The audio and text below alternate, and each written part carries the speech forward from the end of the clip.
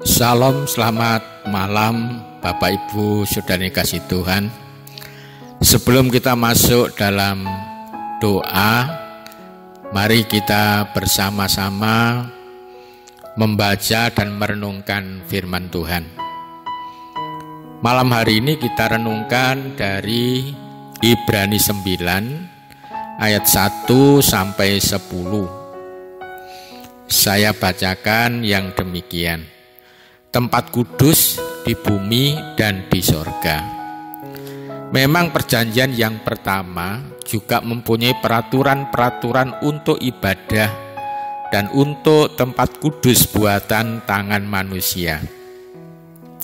Sebab ada dipersiapkan suatu kemah, yaitu bagian yang paling depan, dan di situ terdapat kaki, dian, dan meja dengan roti sajian. Bagian ini disebut tempat yang kudus. Di belakang tirai yang kedua terdapat suatu kemah lagi yang disebut tempat yang maha kudus. Di situ terdapat mezbah pembakaran ukupan dari emas dan tabut perjanjian yang seluruhnya disalut dengan emas. Di dalam tabut perjanjian itu tersimpan buli-buli emas berisi mana, tongkat Harun yang pernah bertunas, dan loh-loh batu yang bertuliskan perjanjian. Dan di atasnya kedua kerup kemuliaan yang menaungi tutup pendamaian. Tetapi hal ini tidak dapat kita bicarakan sekarang secara terperinci. Demikianlah caranya tempat yang kudus itu diatur.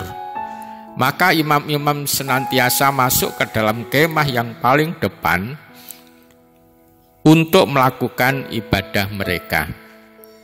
Tetapi ke dalam kemah yang kedua hanya imam besar saja yang masuk sekali setahun. Dan harus dengan darah yang ia persembahkan karena dirinya sendiri dan karena pelanggaran-pelanggaran yang dibuat oleh umatnya dengan tidak sadar. Dengan ini Roh Kudus menyatakan bahwa jalan ke tempat yang kudus itu belum terbuka selama kemah yang pertama itu masih ada. Itu adalah kiasan masa sekarang. Sesuai dengan itu dipersembahkan korban dan persembahan yang tidak dapat menyempurnakan mereka yang mempersembahkannya menurut hati nurani mereka. Karena semuanya itu di samping makanan, minuman, dan berbagai macam pembasuhan hanyalah peraturan-peraturan untuk hidup insani yang hanya berlaku sampai tibanya waktu pembaruan. Amin. Bapak Ibu Saudara kasih Tuhan, kitab Ibrani yang saya baca tadi ini berbicara tentang Yesus sebagai imam besar, imam yang sempurna yang mempersembahkan dirinya sebagai korban yang sempurna pula. Untuk apa? Untuk menghapus dosa manusia sekali untuk selama-lamanya. Dengan kematiannya dan kebangkitannya, Yesus telah membuka jalan bagi semua manusia untuk datang kepada Allah atau masuk dalam persekutuan dengan Allah. Mungkin Bapak Ibu ingat ketika Yesus mati, tirai bait Allah yang memisahkan ruang kudus dan ruang maha kudus itu sobek jadi dua. Itu tanda yang membuktikan bahwa kematian Tuhan membuka jalan dari ruang kudus ke ruang maha kudus, dari umat kepada Allah yang maha kudus yang tinggal di dalam ruang maha kudus. Ini satu anugerah yang harus kita ketahui dan diterima oleh setiap orang yang percaya, bahwa di dunia ini ada tempat kudus yang dibuat oleh manusia, yaitu kemah kudus dengan berbagai aturan dan tata cara. Tetapi juga ada ruang maha kudus yang disediakan oleh Allah. Nah, ruang yang maha kudus itu ruang yang di mana dan apa? Ruang yang maha kudus itu adalah ruang yang membuat seseorang dapat bersekutu, bergaul dengan Allah. Ruang itu adalah iman di dalam Tuhan Yesus Kristus. Artinya, tiap orang yang beriman kepada Tuhan Yesus, dia dapat masuk ke ruang maha kudus atau bisa menghadap Allah tanpa perantara. Dia dapat memuji memuliakan Tuhan, dia dapat bergaul, berjumpa dengan Allah yang maha kudus, yang maha luar biasa. Tempat itu adalah tempat kita, tempat setiap orang yang percaya kepada Tuhan Yesus Kristus.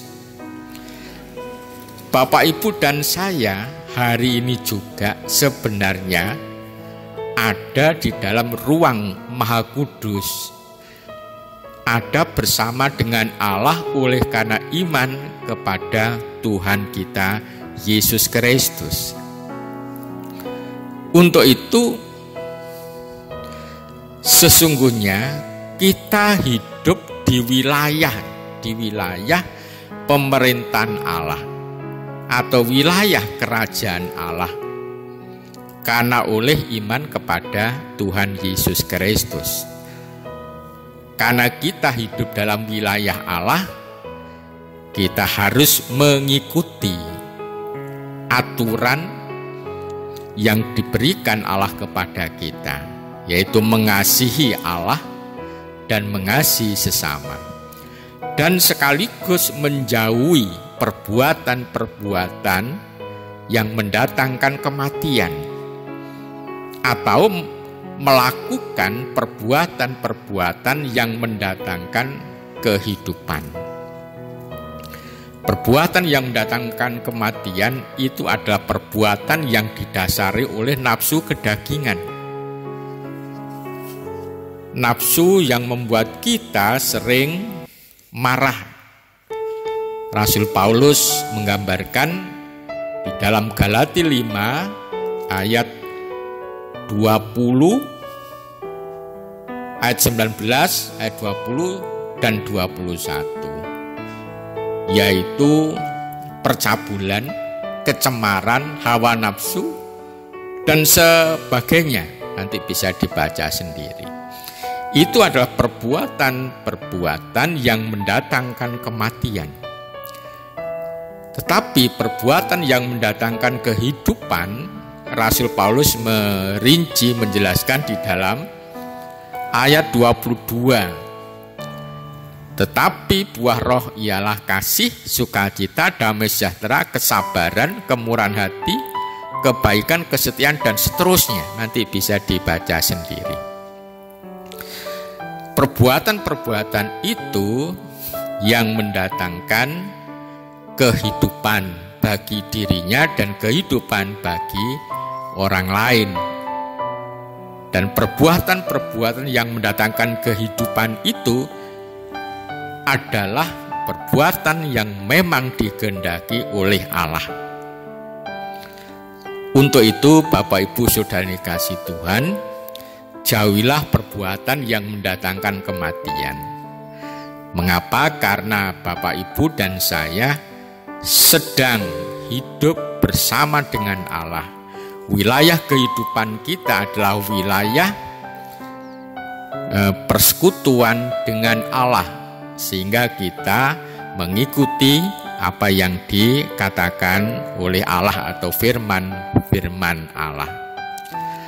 Untuk itu Bapak Ibu Saudara yang kasih Tuhan, mari kita bersama-sama membangun persekutuan pribadi dengan Allah.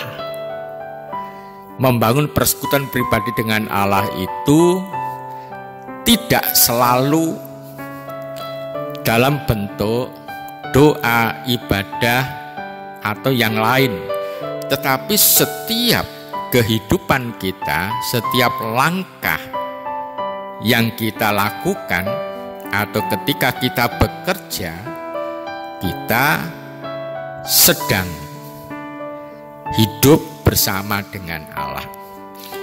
Sehingga apa yang kita lakukan dan kita pikirkan harus untuk kemuliaan nama Allah.